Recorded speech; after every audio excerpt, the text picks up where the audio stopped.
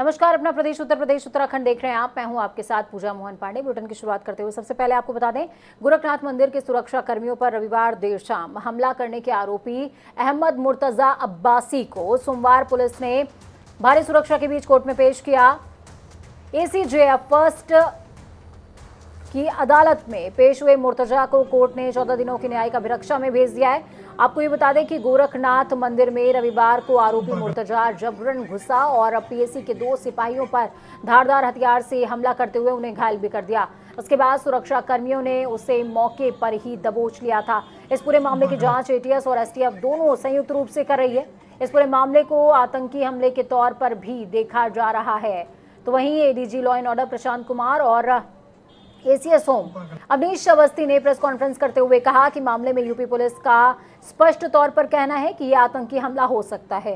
साथ ही उन्होंने इसके पीछे बड़ी साजिश होने की भी संभावना जताई है। आपको बता दें कि अहमद मुर्तजा अब्बासी के जो कनेक्शन है वो नेपाल से निकलकर सामने आ रहे हैं कि नेपाल से रैकी की जा रही थी। अब रैकी कौन करवा रहा था और किसके इशारे पर ये रैकी की जा रही थी और किसके इशारे पर यह हमला हुआ है, ये तमाम चीजें अभी भी जांच का विषय बनी हुई हैं।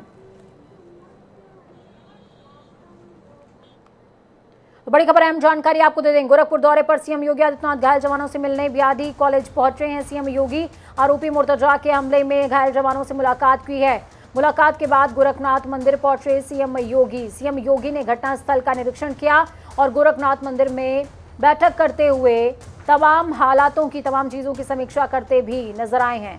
तो बड़ी खबर, अहम जानकारी आपको दे रहे हैं इस वक्त की। ये तस्वीरें भी देखिए, बीआरडी कॉलेज की तस्वीरें हैं जहां पर सीएम योगी आदित्यनाथ पहुंचे हुए हैं। तमाम घायल जवानों के साथ में मुलाकात उनकी हुई है और इसके बाद गोरखनाथ मंदिर पहुंचे और मठ के अंदर ही बैठक की प्रक्रिया भी संपन्न की जाएगी और किस तरीके से समीक्षा ये पूरी घटना हुई, कहां से कनेक्शन है, किसका कनेक्शन है, साथ में एटीएस और एसटीएफ की संयुक्त रिपोर्ट जो सामने आई है उसमें अभी और क्या कुछ चीजें रह गई हैं जो सामने लानी है। इन तमाम बिंदुओं पर समीक्षा सीएम योगी आदित्यनाथ करते नजर आएंगे। मुलाकात के बाद गोरखनाथ मंदिर पहुंचे हैं सीएम योगी। सुभाष हमारे साथ ग्राउंड जीरो से, घटनास्थल से जुड़े हुए हैं। सुभाष, सीएम योगी आदित्यनाथ पहुंच गए हैं गोरखपुर और ये औचक दौरा है और इस दौरान बीआरडी कॉलेज में तमाम उन घायल जवानों से भी उनकी मुलाकात हुई है जो इस घटना के दौरान घायल हुए थे। उनकी स्थिति कैसी है और साथ में इस समय बैठक जो चल रही है उसमें कौन से अधिकारी मौजूद हैं? सुभाष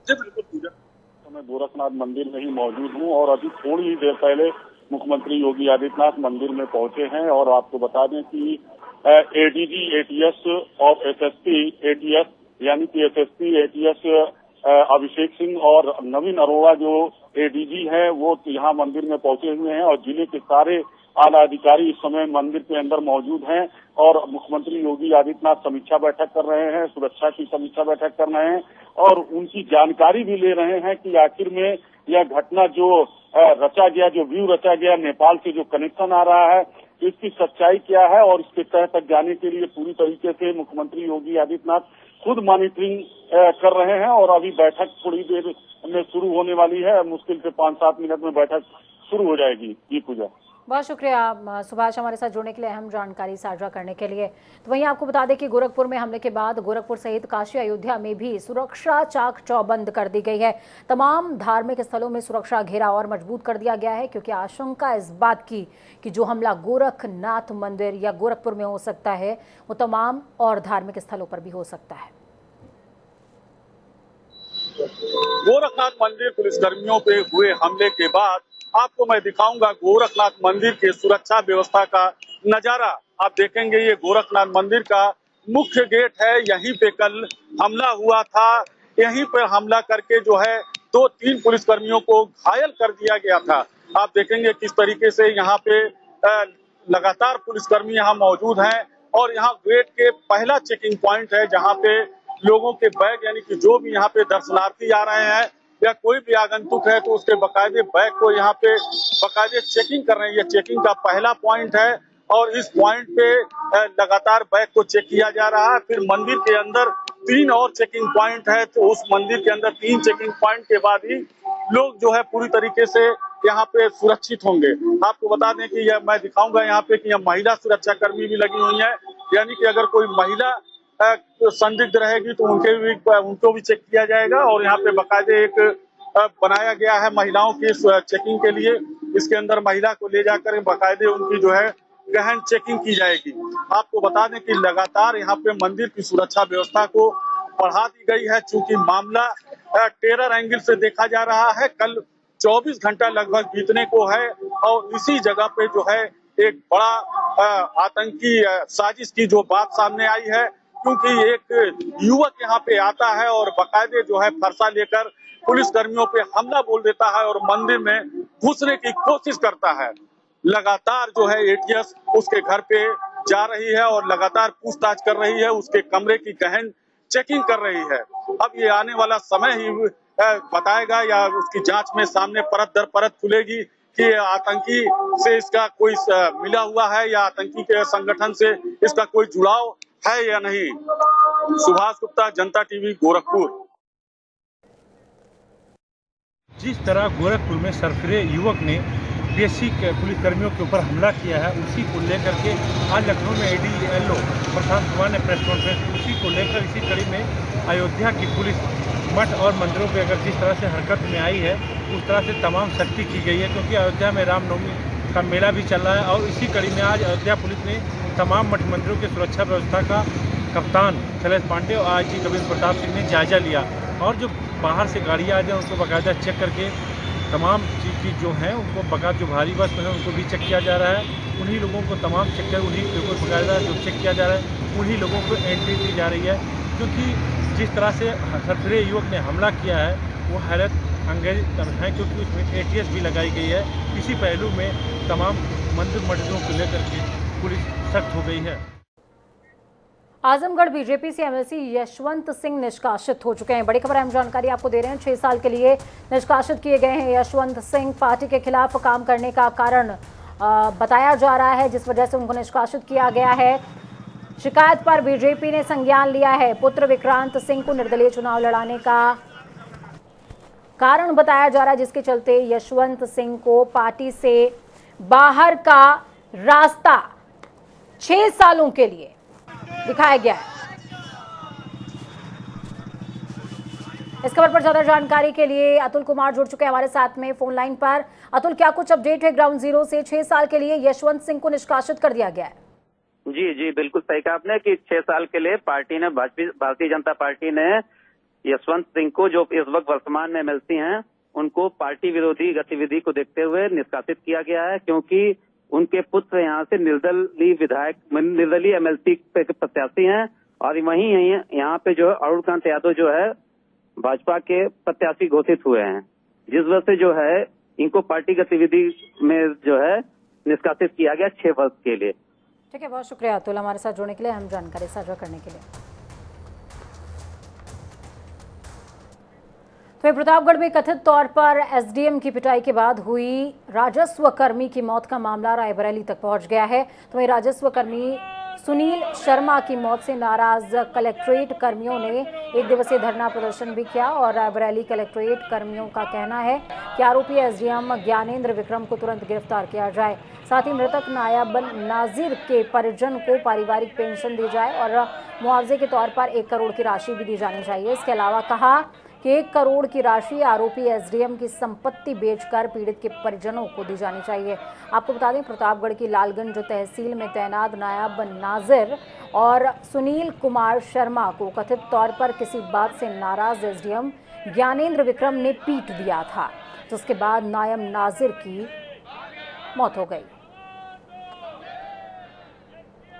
इसलिए है कि जनपद प्रतापगढ़ में तहसील लालगंज है, वहाँ एसडीएम थे जो उस समय कार्यरत थे ज्ञानेंद्र विक्रम सिंह यादव।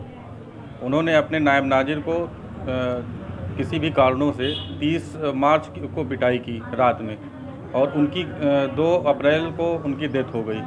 उसी के विरोध में हम लोगों ने ये धरना 1 दिवसीय सांकेतिक धरना रखा है कि उनकी गिरफ्तारी हो, उनके परिवार में जो लोग हों उनको पेंशन मिले।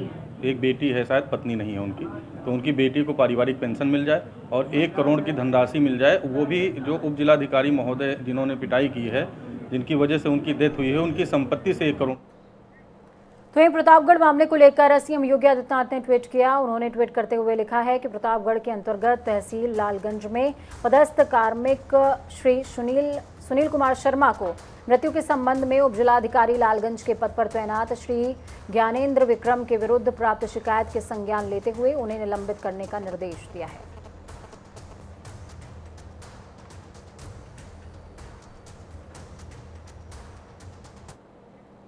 तो खबरों में आगे बढ़ेंगे, बात उत्तराखंड की करेंगे। बड़ी खबर सामने आ रही है। दिल्ली दौरे पर सीएम पुष्कर सिंह धामी शपथ लेने के बाद पहली बार दिल्ली दौरे पर धामी हैं। कई केंद्रीय मंत्रियों से मुलाकात की संभावना जताई जा रही है। प्रदेश के विकास कार्यों में तेजी लाने के लिहाज से अहम चर्चा सीएम धामी इस दौरान कर सकते हैं।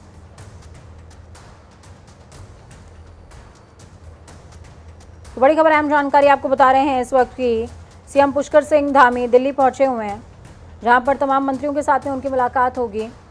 और ये जो मुलाकात है ये बेहद खास मानी जा रही है, क्योंकि सीएम बनने के बाद पहली बार दिल्ली गए हैं और तमाम जो विकास कार्य हैं जिनमें केंद्र की सहयोग की ज़रूरत होती है उस पर विस्तार से चर्चा भी कर सकते हैं। चलिए, अंकुश हमारे साथ में जुड़े हुए हैं दिल्ली से फोन लाइन पर। अंकुश, क्या कुछ अपडेट है? प्रदेश के विकास कार्यों में तेजी लाने के लिहाज से सीएम पुष्कर सिंह धामी तमाम मंत्रियों से मुलाकात कर सकते हैं, इस तरह की बातें निकलकर सामने आ रही हैं।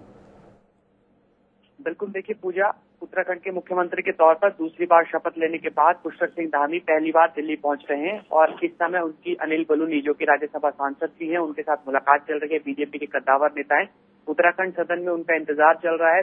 गढ़वाली ढोल दमाओं की थाप पर जो तमाम कार्यकर्ता हैं और जो तमाम लोग हैं, उनके समर्थक है, वो उनका इंतजार कर रहे हैं। और इसके अलावा कल गृह मंत्री अमित शाह की बात करें या फिर अन्य बड़े केंद्रीय मंत्रियों की मुलाकात, उनके साथ मुलाकात जो है पुष्कर सिंह धामी मुलाकात कर सकते हैं। इसके अलावा कई जो ऐसे विकासात्मक प्रोजेक्ट है उत्तराखंड में जो पिछली सरकार से लगातार चल रहे हैं, उसे लेकर मंत्रियों के साथ चर्चा की जा सकती है। किस तरह से विकास कार्यों को और ज्यादा तेजी भविष्य में उत्तराखंड के कार्यों को देनी है, इन तमाम बातों को लेकर चर्चा हो सकती है। एक तरह से जीत के बाद क्योंकि दूसरी बार शपथ ली है, एक तरह से शिष्टाचार भेंट भी है और जब भी शिष्टाचार भेंट होती है तो कई विकासात्मक कार्यों को लेकर चर्चा होती है और अपने आप में ये महत्वपूर्ण बैठक है। पूजा, बहुत शुक्रिया अंकुश हमारे साथ जुड़ने के लिए, अहम जानकारी साझा करने के लिए।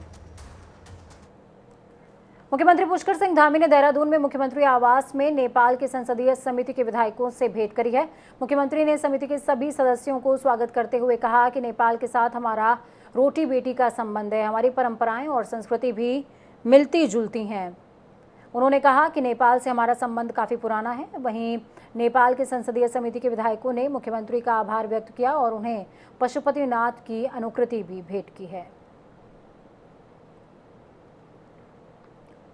सचिवालय में आज पीएमजीएसवाई की बैठक हुई। इस बैठक में पीएमजीएसवाई के तमाम अधिकारी कर्मचारी मौजूद रहे। मंत्री गणेश जोशी ने कहा कि 4 धाम यात्रा शुरू होने वाली है, लिहाजा पीएमजीएसवाई की सड़कें भी दुरुस्त कर दी गई हैं और जो भी सड़क वन विभाग की वजह से अटकी पड़ी है उनको जल्द ही दुरुस्त कर लिया जाएगा। इसके साथ ही उन्होंने कहा कि कई कार्यदायी संस्थाएं काम में ढिलाई करती हैं, उनको लेकर अब सख्त रवैया अपनाया जाएगा और उन्हें निर्देशित करने के बाद ब्लैकलिस्ट करने की कार्रवाई को भी अंजाम दिया जाएगा। एक विश्वास के साथ मौका दिया है, क्योंकि पूर्व में पुष्कर सिंह धामी जी इस बात में 6 महीने सीएम रहे और 6 महीने वो लगातार जनता के बीच में रहे, जनता की वोट मांगने की समस्याओं की तो ध्यान देखने का मौका नहीं मिला।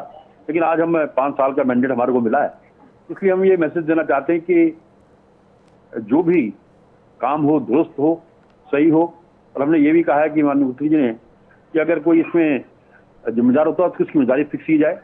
और अक्सर देखने में ये आता है कि मैंने ये बात कही वहाँ पर कि ठेकेदारों को मात्र जो कंट्रैक्टर काम करते हैं उसकी जो समय सीमा में काम नहीं करते उनको मात्र नोटिस देकर रजिस्ट्री कर दी जाती है।